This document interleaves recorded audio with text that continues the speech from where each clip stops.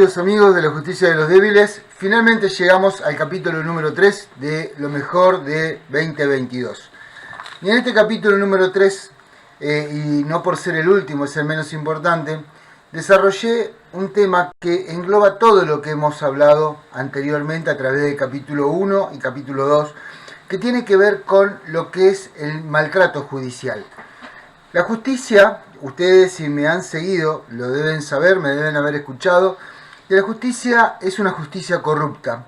Y la corrupción no siempre tiene que ver con el dinero. Si bien en este caso, en Argentina y en el mundo, a través de lo que son las ideologías de género, estamos hablando de una corrupción económica en el cual grandes corporaciones, que ya les voy a contar quiénes son, aportan el dinero para que esto cumpla un fin.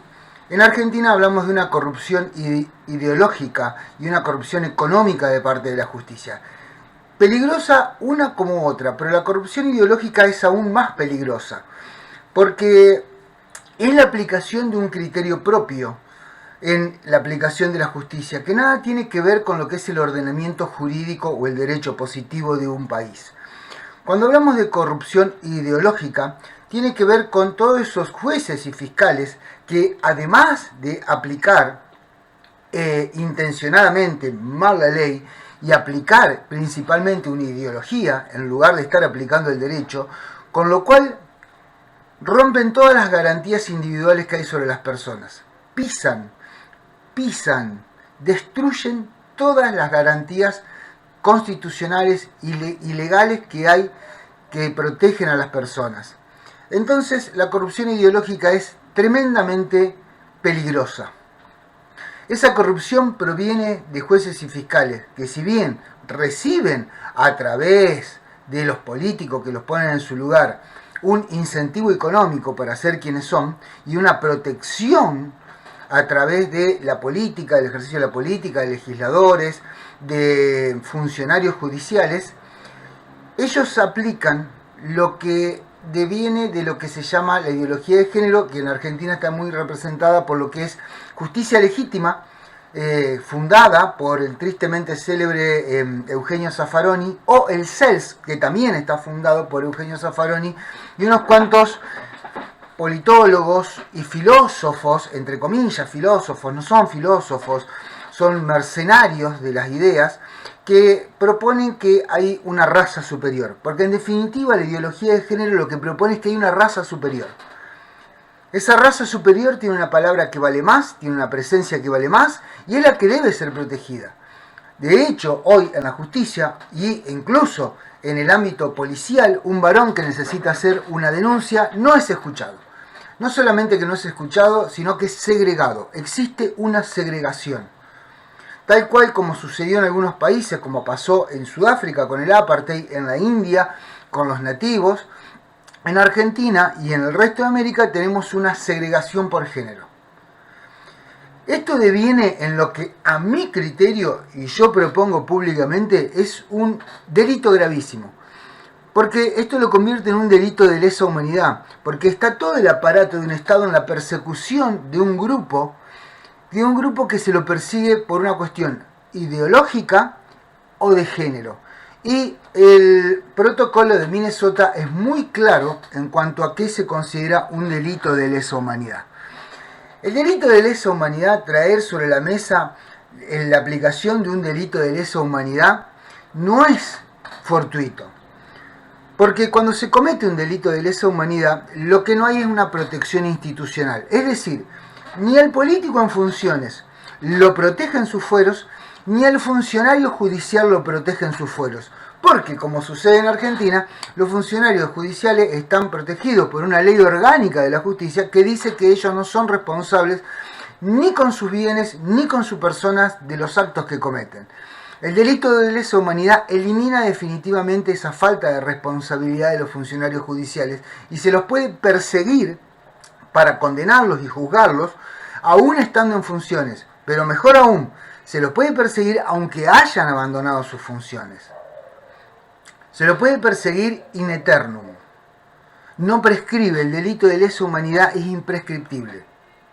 Entonces, yo he traído sobre la mesa esta visión empezar a mirar lo que hace el Estado, tanto el Estado argentino como varios estados en América Latina, proponerlo como un delito de lesa humanidad, en la cual todos aquellos que lo profesen deban pagar judicialmente durante el ejercicio o posterior al ejercicio por todo el daño que han cometido. Amén de, como dice la doctora Fátima Silva, hay una violencia institucional.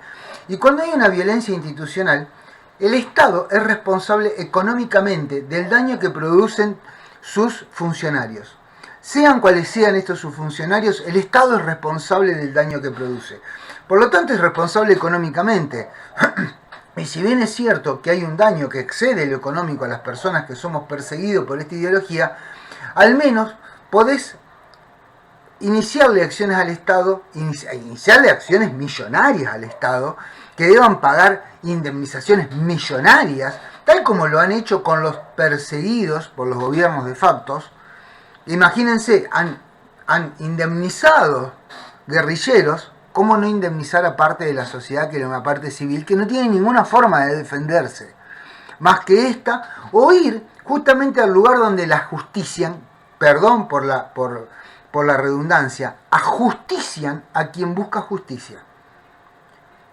Entonces la forma de defendernos hoy es plantearlo, como yo les digo, como un delito de lesa humanidad. La aplicación de la ideología de género debe ser planteado como un delito de lesa humanidad, con daños imprescriptibles tanto de parte del Estado como de los particulares, y además plantearse una violencia institucional por la cual el Estado debe indemnizar a todas las personas que han sufrido el daño a través de la aplicación de estas ideologías. Esto está avalado por un pensamiento. No se me ocurrió de la noche a la mañana, es una cuestión de que hay que empezar a estudiarla y verla como lo que realmente es el daño que se está haciendo a las infancias, es un daño que no va a ser un daño a plazo, a corto o mediano plazo, es un daño que los va a seguir toda la vida. Hoy cuando hablamos de entre 750.000 y 1 millón de niños secuestrados por el sistema judicial, estamos hablando de la próxima generación, que va a tener sobre sus hombros justamente llevar adelante una sociedad. Imagínense, para no ir muy lejos, imagínense que ustedes suban a un colectivo, como le decimos en Argentina, o bus, como se dice en el resto de América, o a un barco, a un crucero, en donde el capitán del crucero sea un loco. Bueno, eso es lo que nos espera al día de mañana. Imagínense esta sociedad comandada por personas enfermas, que han sido enfermadas y destruidas por estas personas a través de una cuestión económica que tiene que ver con la aplicación de la ideología de género.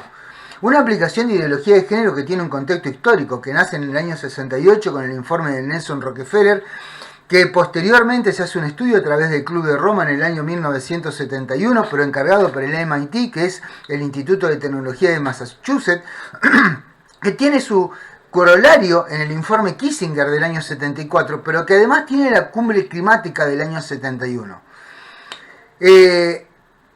Ahí lo que se ha planeado es destruir a las sociedades emergentes para poder quedarse con los recursos que son de esas sociedades emergentes y que estas potencias necesitan para seguir siendo potencias.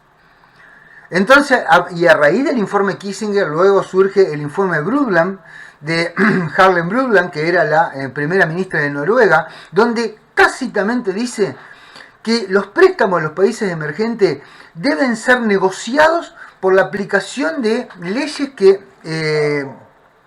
controlen la natalidad en esas poblaciones, como por ejemplo el divorcio, el aborto legal y la aplicación de la ideología de género. Ahí no hay medias tintas.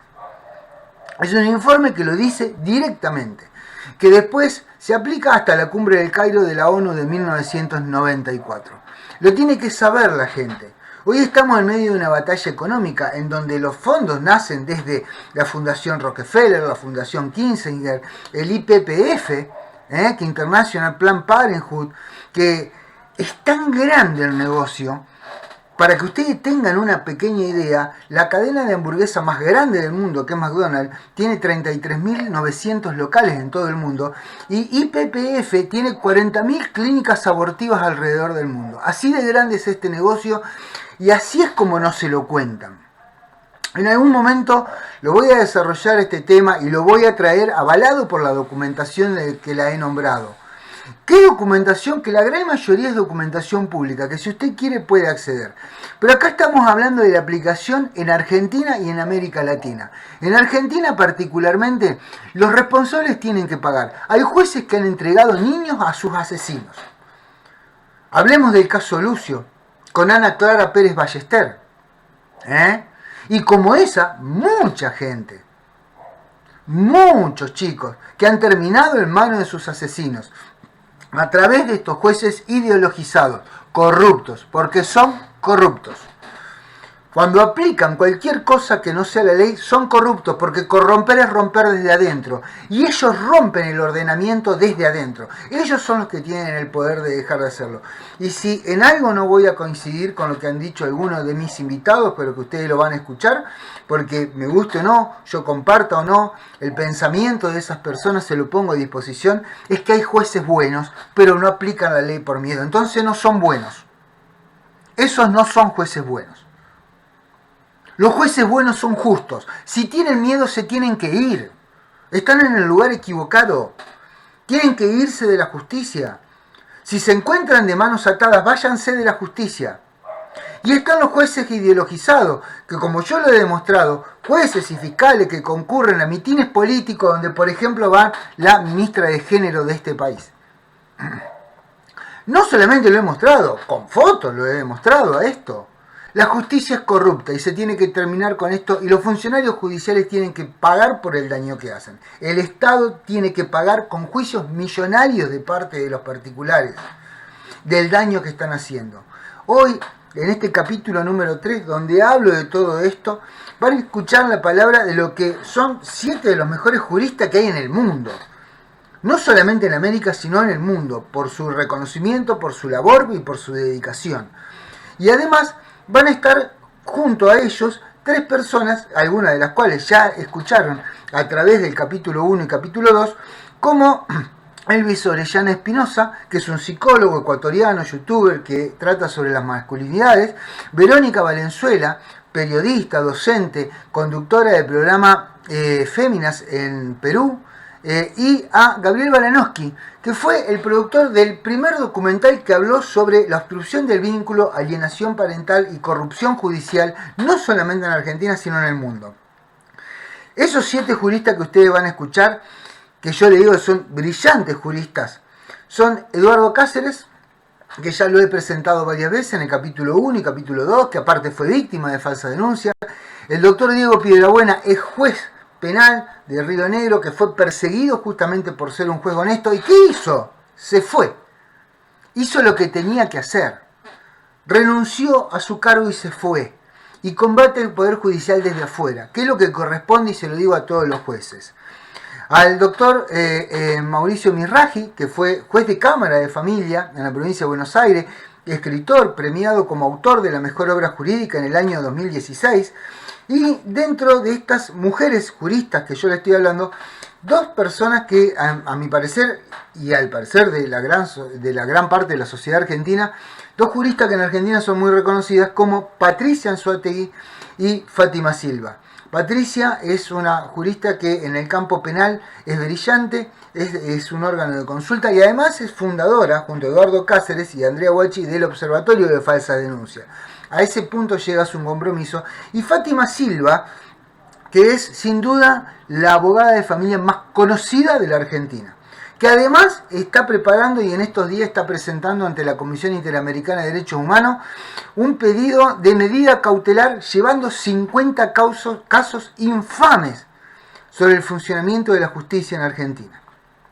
También en el plano internacional, como yo ya les dije, van a escuchar a Marianela Maldonado, que a mi juicio es una de las mentes más brillantes de lo que es el América hispanoparlante, que además de haber sido jueza, es integrante de muchísimas organizaciones feministas, porque el feminismo no tiene que ver con la aplicación de la ideología de género.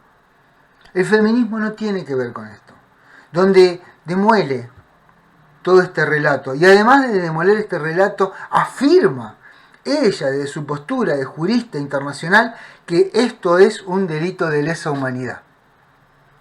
Y por último, voy a presentar a alguien que no estuvo en los compendios anteriores, que es Giovanna Carril. Giovanna Carril es la abogada de mayor reconocimiento en España por su trabajo, por ser una mujer que defiende hombres atacados en el lugar más infame de la tierra donde se aplica esta ideología de género, que es España. En Argentina no estamos lejos.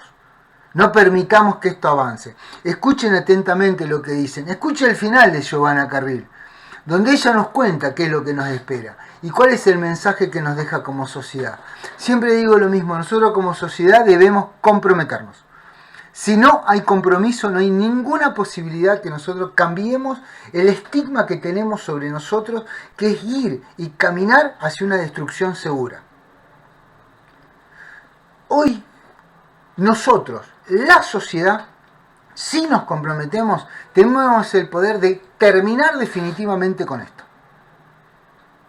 Porque podrán ser muy poderosos económicamente, pero son 4 gatos locos, así como se los digo, movidos por un montón de dinero. Nosotros como sociedad no necesitamos dinero. Necesitamos salir 5 metros afuera de nuestra casa, que es a la calle, y hacernos escuchar. Es todo lo que necesitamos. Y hay que empezar a hacerlo. Hoy hay cientos, miles de hombres condenados sin ninguna prueba. Como lo digo, no lo dice Héctor Cardoso, lo dice el Observatorio de Falsa Denuncia por un lado, lo dice Innocent Project Argentina por el otro. Hoy hay miles de mujeres alrededor de esos hombres afectadas por esta aplicación perversa de esa ideología de género. Están destruyendo vidas de mujeres. Es hora que como sociedad nos pongamos los pantalones largos y digamos hasta acá. Capítulo número 3. Acá está, como siempre digo, los periodistas, los que hacemos este trabajo, lo hacemos de frente a la gente. Y hacerlo de frente a la gente significa comprometerse. Acá está el trabajo, acá lo tienen, escúchenlo, no se lo pierdan. Porque tal vez puedan sacar cosas que son muy importantes, como por ejemplo, como lo explica Fátima Silva, cómo hacerle juicio al Estado, juicios millonarios al Estado para que empiece a pagar por el daño que provoca. Es hora que nosotros como ciudadanos le pongamos fin a esto. Escúchelo, es un regalo que le traemos desde la justicia de los débiles. No se lo pierda. Esto es realmente muy importante para usted como persona, para nosotros como sociedad y para nuestros niños como la sociedad que nos sigue. Lo dejo, capítulo número 3, sobre lo que es maltrato judicial y persecución ideológica.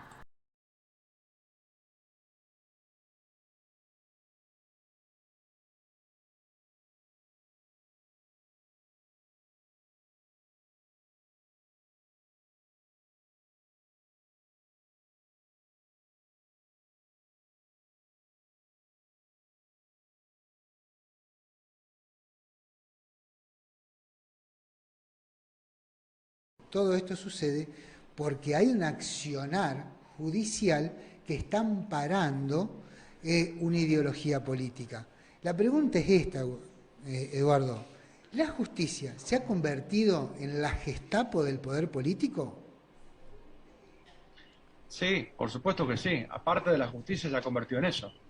Y se ha convertido en la generadora de cientos de miles de papás desaparecidos.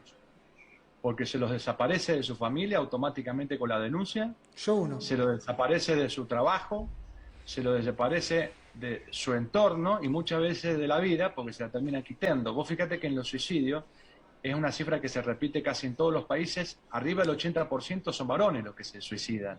Sí. Y lamentablemente no de todos encontramos una carta de cuál fue el motivo. No. Pero si uno ve los índices de violencia intrafamiliar y la naturaleza del ser humano con respecto al varón que tiende a callar sus problemas, un varón que sufre violencia se queda callado, no lo comenta.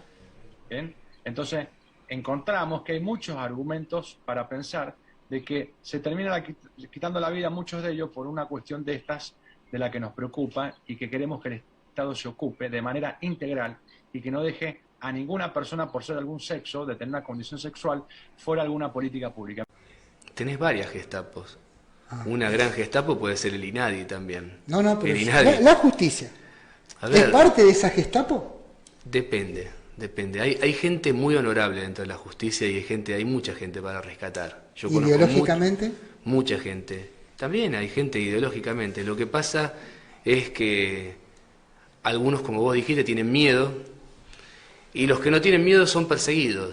Básicamente es un mensaje mafioso para todo el sistema judicial. El que abre la boca se va, el que cuenta lo que pasa se va. Y de hecho esto me lo confirmaron off the record un montón de jueces, fiscales, que decían, si yo no actúo como la OBD me manda, en favor de la mujer siempre, me echan. Y si me echan, ponen a otro que lo va a hacer. Bueno, A mí me parecía muy miserable su explicación, realmente. Era como, yo arruino vidas por mi sueldo, básicamente. No, pero bueno, así como piensan los jueces y fiscales. Somos las mujeres que... Hay muchos hombres, Sí, muchísimos. sí, muchísimos. Pero mayoritariamente somos las mujeres porque somos menos susceptibles de ser atacadas. Y aún así, se nos llaman machistas y fascistas. Pero a las mujeres se nos permite de alguna manera extender un poco más allá el discurso de lo que se le permitiría a un hombre. Entonces creo que por eso somos más visibles las mujeres cuando lo hacemos, una, porque les es más difícil al otro lado atacarnos, aunque lo hagan, pero por lo menos no pueden caer no les dejamos caer en el discurso fácil de, claro, tú dices que la violencia no tiene género porque eres un machito y te interesa que el sistema heteropatriarcal siga persistiendo. Entonces es más difícil decirle esto a una mujer que a un hombre. Por eso somos más visibles las mujeres. Sí, yo tengo que hacer una reflexión y una pregunta, doctora. Todas estas mujeres que están en este colectivo tan radicalizado, ¿no tendrán padres, hermanos, maridos o hijos? ¿No se dan cuenta del daño que están haciendo alrededor de ellos mismos? ¿Alguien se los dice? Eso mismo nos preguntamos nosotros, pero créeme que es una locura tan grande, es una presión tan grande que además cada vez empieza más en los colegios, en los que a los niños se les hace sentir culpables casi del pecado original y a las niñas se les enseñan que tienen todo el derecho del mundo para hacer lo que consideren. No lo piensan. Pero es que gran parte de esta ideología está sustentada en la falta de argumentos. Muchas veces las feministas, le preguntas a una feminista, ¿por qué luchas? Para que las mujeres tengamos los mismos derechos que los hombres. Y le preguntas, vale, dime uno de esos derechos que en España tengan los hombres y tú no tengas. Y se callan. Entonces te insultan. Todas las leyes, todo el derecho positivo, sobre todo el nuevo Código Civil y Comercial desde 2015 para acá, igualó enormemente los derechos, porque el Código de Vélez Arfiel estaba un poquito más desacomodado, porque bueno, también era muy antiguo y escrito en otra sociedad completamente distinta. Pero en el 2015 el Código Civil y Comercial, todo lo que faltaba igualar, lo igualó. Que alguien me muestre una norma escrita, positiva y obligatoria de aplicación que hable de desigualdad y no de igualdad, no la vas a encontrar. Todo nuestro derecho y el derecho internacional, como decís vos, la CEDAW, Belén do Pará, la ONU, el Comité de la ONU de Mujeres, todos hablan de igualdad. No hay nadie que hable de sesgo. El problema lo tenemos en la aplicación, lo tenemos en los juzgados y en los jueces que creyeron que ellos no tienen una función puntual obligada por la norma, sino que pueden interpretar el derecho como ellos quieran, aplicándole sus sesgos personales. Ahí tenés el error más grave. Y encima creen que lo pueden decir públicamente con comunicados firmados. Creo que la justicia de familia está como encerrada en sus propios sesgos. O sea, hay una mirada parcializada, claramente parcializada, que depende de la visión que el juez tiene o la jueza tiene en su propia intimidad. Se olvidaron de que son jueces, se olvidaron que hay un derecho positivo que hay que respetar, se olvidaron que ellos están para aplicar ese derecho, no para modificarlo, se olvidaron que no pueden poner sus cuestiones personales delante, lo que piensan, lo que sienten, su mirada social frente a los casos que tratan, y están como confundiendo. Y de hecho la más clara confusión que vos tenés es que, por ejemplo, no hace mucho las juezas mujeres argentinas sacaron un comunicado respecto a la perspectiva de género y cómo debe aplicarse. Y eso te muestra que tenemos una justicia sesgada. Bien. Porque si no, las juezas no podrían salir a hablar de cómo aplicar la perspectiva de género, porque si yo soy una persona que no creo en la perspectiva de género y me toca uno de esos juzgados, de todas esas juezas nacionales que firmaron ese comunicado, estaría aterrada. Objetivamente, la justicia no responde a las necesidades de los niños. En general, siempre habrá juzgados que trabajen bien. Pero usted me pregunta a mí, ¿y la justicia responde a estas necesidades? No. Mi respuesta es terminante, no. El chico recibe un doble maltrato, el chico alienado. El primer maltrato es por el alienante, que le prohíbe y que lo impide ver a su otro padre. Y el segundo maltrato que sufre el chico es lo que se denomina el maltrato institucional, el que le provoca las instituciones, en este caso la justicia. Uno de los requisitos esenciales para ser juez, ¿sabe cuál es? La valentía. Y lamentablemente hay muchos jueces cobardes. Cobardes que tienen miedo a tener denuncias, y acabo de ver un caso que me lo acaban de comentar, no lo puedo identificar, donde es un acto de falta de valentía total de una jueza. Acto de falta de valentía. ¿Por qué? Por miedo a que se armen líos, a que tenga denuncias, etcétera, adopta y toma el camino más fácil. ¿Cuál es el camino más fácil? Privar del contacto del hijo con él. Es lo más fácil. Eso es facilísimo. Como dice un terapeuta muy conocido que yo quiero mucho, que es el doctor Díaz Usandivaras, con el cual tengo mucha relación, él dice, en 1 minuto se cortan los vínculos, pero para restablecerlos se tardan años. Y tiene mucha razón, y él no es abogado, es un terapeuta, uno de los principales terapeutas argentinos. Digo, es así la realidad. Totalmente. Hay gran preocupación por cortar el vínculo, pero una vez que se cortó, todo entra en la burocracia, no sé si me comprende. Sí. Todo es una gran burocracia, todo, pide algo, traslado, ¿sabe lo que es el traslado? Vista a la otra parte, ¿qué opina el defensor? ¿Qué opine este? ¿Qué opine el otro? Y pasa el tiempo, igual ya cortó el vínculo. O sea, que no hay un interés real por restablecer el vínculo, porque lo más fácil es cortarlo, romper, pero lo que se olvidan esos jueces, que están matando a ese chico, lo están privando de un padre, eso no se toma conciencia. ¿Me entiende lo que le digo? Totalmente, es grave, doctor, porque los jueces no toman conciencia de la gravedad mayúscula que significa dejar a un hijo sin padre o sin una madre. No se dan cuenta de esa gravedad. Ahí donde está el problema. Y yo lamento, insisto, por los jueces que quiero y los quiero mucho, pero la justicia es mala, mala. Bien, gracias por decirlo, doctor. Gracias. Hay que priorizar los derechos de nuestros niños, hay que luchar por los derechos de nuestros niños. Las poblaciones vulnerables son nuestros niños.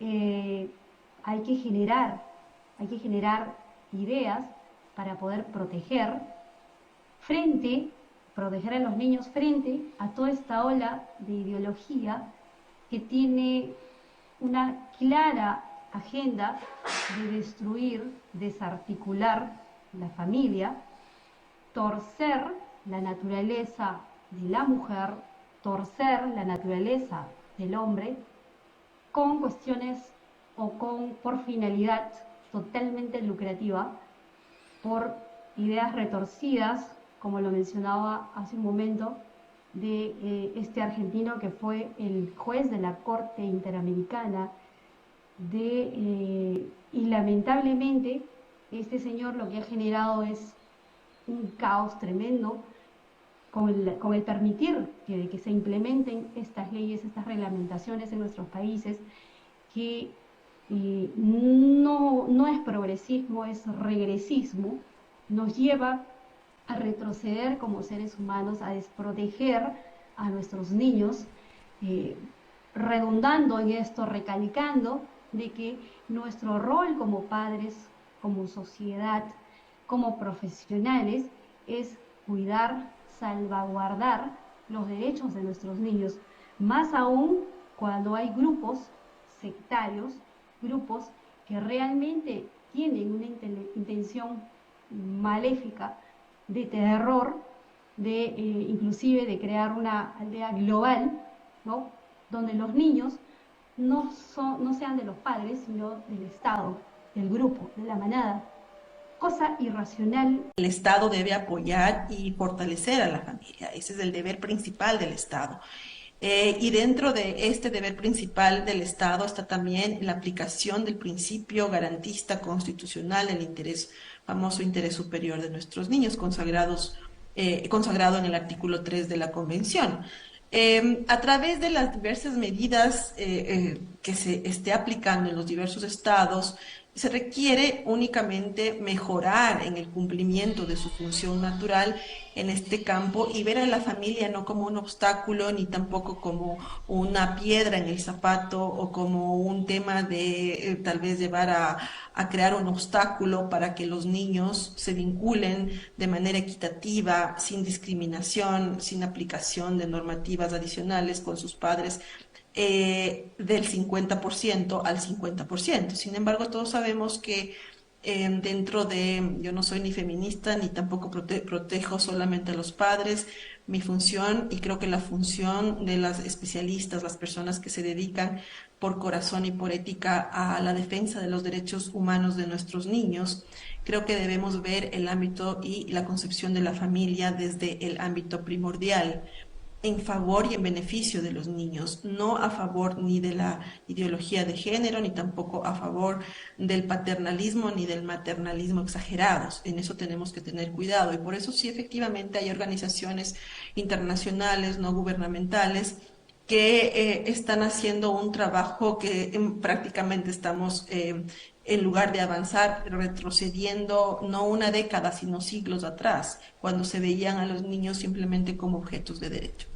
Sí, lamentablemente se ha perdido un poco el sentido de la aplicación de la Constitución, se ha perdido un poco el sentido de la aplicación de los protocolos internacionales. Hay muchos jueces que ni siquiera conocen la existencia de las opiniones consultivas, que ni siquiera las citan en sus sentencias.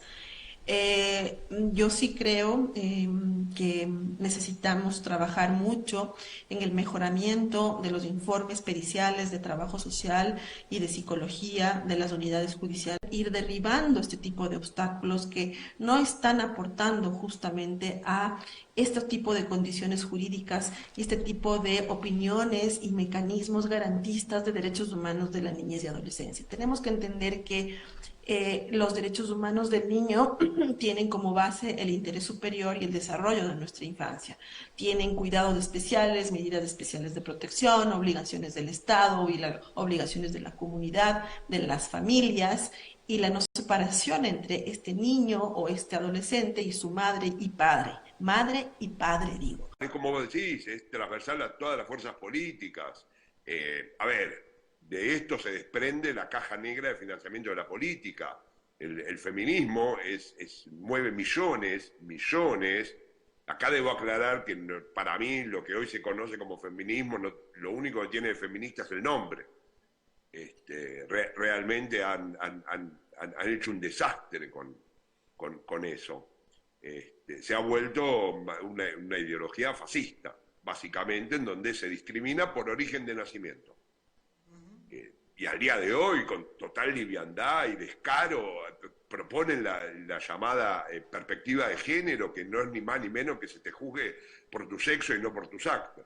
O sea, más nazi que eso no... Y te lo dice alguien que viene de familia judía y que gran parte de mi familia murió en los campos de concentración nazi. Pues después te dicen, no, pero los nazis tenían campos de concentración y cámara de gas. Pero no empezaron con las cámaras de gas, empezaron con estigmatización contra los judíos, la persecución, las leyes racistas, como es la ley de violencia de género, es una ley fascista, en donde la palabra de la mujer es verdad por el solo hecho de que es mujer. Desde hace mucho tiempo que hay una bajada de línea donde tienen que criminalizar a los hombres.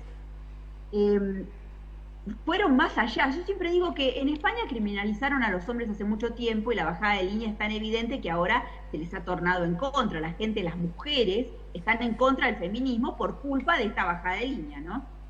El problema es que nosotros vamos mucho más allá. Acá la bajada de línea no es solamente la perspectiva de género en contra del varón, ¿no? que aplica, por supuesto, que tiene una consecuencia directa contra el varón, sino que además esto llegó a una cosa a una dimensión terrible en la cual también se ocultan o no se visibilizan las mujeres que están denunciadas falsamente.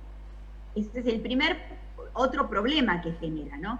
Y segundo, la expansión de esta problemática hace que los fiscales se sientan, cuando los detienen con nada, ¿no? Ni siquiera a veces con cámara GESE, o sea, con una declaración nada más, de la madre del niño supuestamente abusado. Y con esa declaración los detienen, porque claro, por supuesto que le agravan los hechos, porque le dicen, le metió el dedo en la cola, y bueno, es acceso carnal. Entonces, ¿qué pasa? Esa situación hace que sean grandes las penas, ¿no? Y por supuesto habilita a una detención. Cuando los tienen detenidos, los orillan de tal manera a tratar de que firmen un abreviado. Y esto es lo infame, es realmente la subversión del Estado de Derecho. Y hay que dejar expuesto a estos fiscales y a estos jueces que hacen esto. Y por otro lado, hay que pedir juicio por jurados. El pueblo nos va a salvar. Porque los jueces cuidan el sillón, igual que los fiscales, y tienen bajada de línea. El pueblo nos va a salvar. El pueblo sabe que esto está pasando, porque sabe también que les puede pasar a ellos. Así que apostemos a la gente del pueblo. Las provincias que tienen juicio por jurado, pidan juicio por jurado. No se dejen amedrentar. ¿Tienen 25 años? Pues mejor entonces, porque van a poder pedir el juicio por jurado, porque son para los delitos graves. Así que basta que ellos decidan la vida de ustedes, que hagan estadística con ellos. Ese es mi mensaje. Por favor, y divúlguenlo, porque los están matando en vida con esto. Sí. ¿Sabés lo que implica un inocente en la cárcel? La muerte del derecho, la muerte de la justicia. Sí. Y los que me conocen saben que yo soy defensor de los juicios por jurados. Y mucha gente, viste, no tiene confianza en los juicios por jurados, porque dice que la gente no estaría en condiciones de decidir. Yo tengo mis dudas y hay muchos jueces que están en condiciones de decidir también. Pero no es tanto por la capacidad o no capacidad, porque yo creo que el tema de los jurados se supera con buenas instrucciones y con un buen filtro de prueba, que no haya prueba prejuiciosa, etcétera, etcétera. Pero lo importante de los jurados, y que nadie ve, es que el jurado llega a un caso para juzgar un caso, sus nombres son reservados, de hecho no hay fotos de los lugares de los jurados, va a ver que no hay fotos, nadie, por eso, no sé si prestaste atención, no vas a encontrar fotos de los jurados, yo te iba a hacer un comentario. Su identidad es reservada. Y las personas son personas que llegan, juzgan el hecho con total libertad y luego se van a su casa, no tienen que subsistir dentro de un sistema como sí lo tienen que hacer los jueces. O sea, en el trabajo que lo que yo hablo, yo cuento que una de las cosas que se vulnera de los jueces es la independencia. A través de la independencia, muchos creemos que la independencia es que no reciben órdenes de autoridades, pero también hay una independencia de que yo pueda decidir sin que haya consecuencias porque yo tomo una decisión por sí o por no. Y estas organizaciones sociales que vos hablás, sean feministas, sean organizaciones sociales, sean pueblos mapuches, que muchas veces están organizados, terminan presionando para la decisión. Se te plantan en una puerta de un juzgado a pedir justicia, en realidad no piden justicia, piden la condena, o sea, quieren que les firmen la condena que ellos escribieron antes de que se juzgue el hecho, y si no hay condena probablemente haya escraches, haya persecuciones, y no va a faltar algún político que para conformar esas masas, haga algún proceso de remoción de esos jueces. Entonces los jueces terminan siendo funcionales a un sistema que trata de complacer a las masas y no hacer justicia. Nosotros tenemos un derecho en el cual el derecho ha pasado de ser una figura de acusación a inquisición. A eso es lo que creo que te referís a eso, Verónica, ¿estoy en lo cierto? Claro. Y bueno. fíjate en la facultad de la Universidad Nacional, creo que es de la ciudad de Rosario, donde este señor ha sido inspiración para presentar varios libros que tienen esta figura de retroceso, porque estamos hablando de retroceder a la edad medieval, ¿no? Que se llama, han desarrollado varios textos, varias ediciones del libro de Maleficus Maleficarum. Sí. ¿Y qué contiene este libro de la época medieval? Este libro contiene de que, por ejemplo, si juraron 1, 2 o 3 en contra del imputado, eso ya es verdad, ¿no? Esta figura se hacía justamente para poder incriminar en la época medieval con de la Inquisición. De Inquisición. Es Inquisición, ¿no? Sí.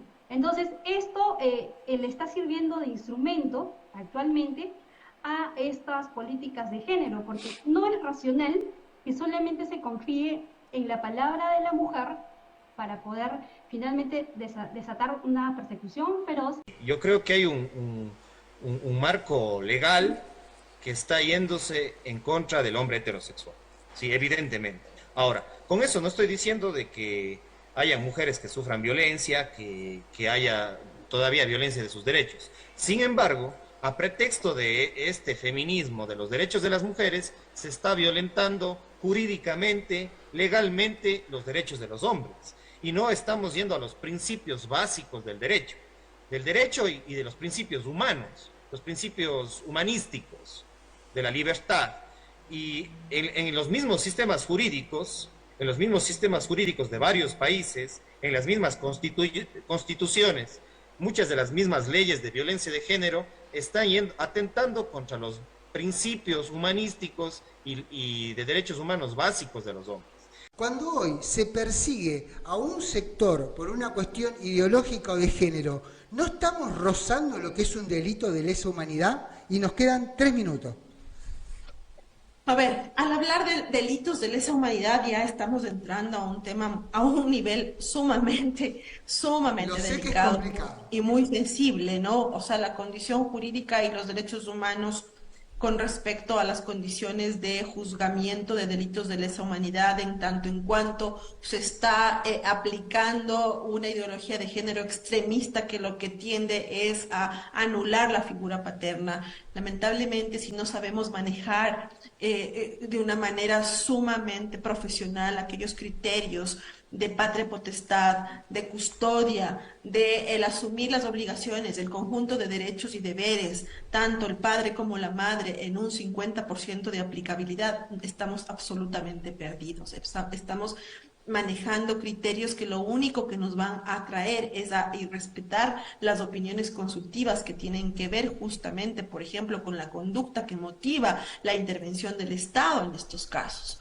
Cuando ya se trata de denuncias absolutamente falsas que lo único que han hecho es crear una desvinculación total, absoluta, una anulación absoluta de la figura paterna, estamos acercándonos justamente a lo que se entiende en cuanto al concepto general de el delito de lesa humanidad.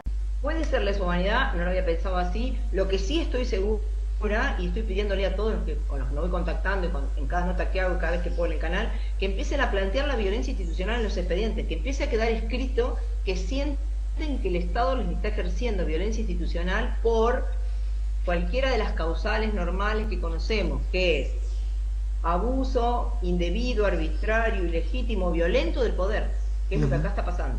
Porque no aplican la norma y vos llegás a un juzgado, te cambian las reglas de juego, hacen lo que les parece, te dicen, te hacen entrevistas personales y depende cómo le caes y cómo hablas y lo que decís. Falta que te den un modelo y te digan, vos si querés ser papá tenés que ser así como yo te estoy diciendo que tiene que ser el modelo. O sea, no tenés forma de escaparte de ese modelo si querés ser padre. Y esto no está bien. Es un abuso ilegítimo del poder, claramente indebido y abusivo. Creo que hay que empezar a plantearlo porque hasta acá no se habla mucho de violencia institucional. Y yo les voy pidiendo a todos que vayan presentando en los escritos la violencia con la definición y diciéndole al juzgado que sienten que eso está sucediendo cada hay una violación a los derechos humanos. Hay una violación a los derechos humanos. Sí, claramente, sí. Claramente. Es una violación de los derechos humanos, lo dice la Corte Interamericana, no lo decimos nosotros, porque a veces queda como que lo estamos diciendo nosotros. La Corte Interamericana dice que es una violación a los derechos humanos, la violación a los derechos del niño. Lo que va a hacer la Corte, como pasó en los casos que han logrado llegar, es intimar al Estado a que cumpla con el derecho interno, que es lo que estoy pretendiendo, con una cautelar le diga y los haga responsables, porque lo único que les duele es la responsabilidad posterior, que no debe quedar solo en la responsabilidad política, porque después la responsabilidad política pasa lo que ya sabemos todos que pasa, y que nosotros como los últimos de acá no podemos hacer mucho. Lo que podemos hacer es enormes demandas económicas, que es lo único que le duele de manera personal a cada político y a cada juez que haya violado ese derecho. Tenemos que ir por eso. Es la única forma que vamos a ordenar esto. Sí. Estoy de acuerdo totalmente, Fátima. Creo que hay que... Te cuento que te cuento para que sepas que yo tengo una experiencia ganada así, ¿eh? Bueno, a un fiscal contalo. de la ciudad de Tandil, a un fiscal de la ciudad de Tandil que dejó prescribir una causa respecto de una nena de 3 meses por un médico que la había medicamentado mal. Yo, en vez de pedirle el jury, que sabía que no me lo iban a dar porque no alcanzaba, me iban a decir que no alcanzaba para un jury, le hice una demanda de responsabilidad civil contra él y contra la provincia de Buenos Aires, y la gané en primera y en segunda instancia, y ya la cobraron. Por favor, Fátima, por favor, esto lo voy a... Te aclaro, lo que acabas de decir lo voy a recortar y lo voy a poner porque es lo que hay que empezar a hacer con la justicia. No hay problema, es un juicio que es público. Mirá, en el juzgado de Tandil no me quisieron tomar ninguno de la causa. Recorrió Azul, recorrió La Barría, pensé que me lo sacaban de la provincia ya, y finalmente un juez de Azul nuevo que entraba como en un tribunal de trabajo asumió la causa y lo tramitó todo dentro del tribunal de trabajo, pero como un juicio civil. Y la Cámara Civil y Comercial, Sala 2 de Azul, me confirmó la sentencia. Con una condena que ya pagaron, económica, y que mis clientes ya cobraron. Y no les importaba la plata. Gastón, que es mi cliente, el papá de la nena, me decía siempre, mira, la verdad que a mí lo económico no me interesa, pero es lo único que les va a doler. Es lo único. Como yo digo siempre, uno no puede mirar el siglo XV con los ojos del siglo XXI. Uno no puede mirar el siglo XVIII con los ojos del siglo XXI. Y si bien es cierto que las mujeres no tenían papeles, en su gran mayoría, salvo excepciones, no tenían grandes papeles en la política, en la ciencia, en las artes, eso es cierto. Pero también es cierto que las mujeres no estaban ni abocadas ni obligadas a ir a la guerra. También es cierto que a las mujeres no se les ponía la presión en la espalda de tener que ser el proveedor de los alimentos de sus hijos. Ella era la cuidadora, pero él era el proveedor. Y esto duró así hasta la época más de mis abuelos y un poco al principio de la época de mis padres. Pero cualquiera nos dicen, claro, es que una mujer no podía ser médico, ya. ¿Y si a un hombre en los años 40 hubiera dicho, cariño, trabaja tú, que yo me quedo en casa a criar a los niños? Una mujer no lo hubiera permitido. No se le hubiera permitido. Se le hubiera llamado de todo, se le hubiera criticado en todo, se le hubiera dicho, se hubiera además cuestionado su masculinidad por no ser capaz de ser el proveedor. Por lo tanto, si tenemos que pagar la asimetría que estamos viviendo ahora en el ámbito penal, creo que ya no. ¿Por qué? Porque si no, no vamos a bajar de esta rueda giratoria. No vamos a bajar. No hace falta que nos compensemos, que paguemos. Yo creo que sería suficiente con bajarnos de la rueda, volver a darnos la mano, pero ya en una sociedad moderna como la del siglo XXI, y avanzar juntos. Yo creo que no ha salido nada bueno de tirarnos porquería a la cara los unos a los otros. Ya pasó. En el siglo XV las mujeres no tenían un papel fácil, los hombres tampoco. En el siglo XVIII las mujeres no tenían un papel fácil, pero los hombres tampoco. Porque lo miramos atrás y nos quieren vender la idea de que aquella fue una época en la que era súper turbia para las mujeres y opulenta y maravillosa para los hombres. Y eso no es real, tampoco es real. Pero creo que no podemos seguir, vamos a vengar ahora porque tú tienes más beneficios, con lo cual a partir de 5 años vamos a tener ahora más beneficios los hombres, luego 5 años después vamos a tener más beneficios las mujeres. ¿Por qué no nos dejamos de gilipolleces Entendemos que todos somos personas, que hemos avanzado socialmente, pero que nos queda mucho por avanzar, porque ningún ser humano vive en una sociedad perfecta, pero lo que menos nos va a ayudar son venganzas absurdas o pelearnos entre nosotros. Y mi mensaje para Argentina es, creo que sois el país que va más cerca de nosotros. Sois los que estáis muy cerca de alcanzarnos. Y os puedo decir que los cambios que en España han sucedido durante estos 2 últimos años, os puedo asegurar que no los queréis para Argentina. No os quedéis con lo que os venden los políticos. Mirad e investigad qué pasa y qué hay tras la ideología de género.